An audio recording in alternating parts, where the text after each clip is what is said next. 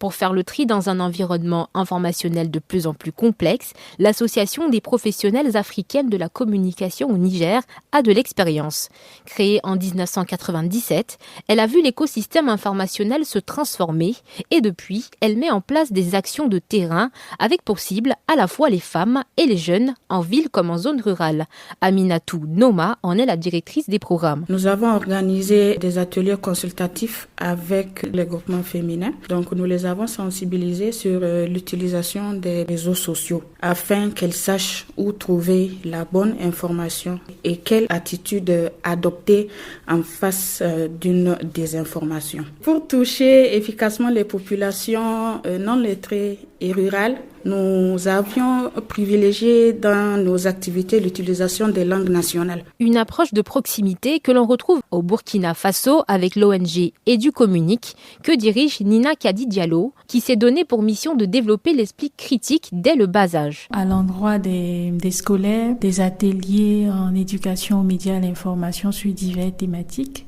Ensemble contre la haine et la radicalisation sur les réseaux sociaux, éducation aux médias, l'information et intelligence artificielle. Les jeunes sont particulièrement notre cible principale parce que nous avons remarqué que ce sont les plus grands consommateurs des réseaux sociaux. On leur apprend comment il faut faire pour déceler les vraies informations des fausses et après ils servent de relais. À côté de ces acteurs, les médias veulent prêter main forte. Au Mali, encore très marqué par l'oralité, la radio joue un rôle prépondérant. Lassina Nyangali, journaliste et cofondateur du média en ligne Le Jalon. L'EMI joue ce rôle d'éduquer les citoyens, de leur apprendre comment on produit l'information, comment savoir qu'une information non sourcée n'est pas une bonne information. Le rôle des radios est crucial dans cette mission parce que nous sommes dans un pays où les radios jouent un rôle important. Faire de l'EMI dans nos langues locales à travers les radios, c'est très très utile. Au Tchad, l'éducation aux médias encore embryonnaire émerge graduellement. Le groupe média Tchad Info attaque sur plusieurs fronts,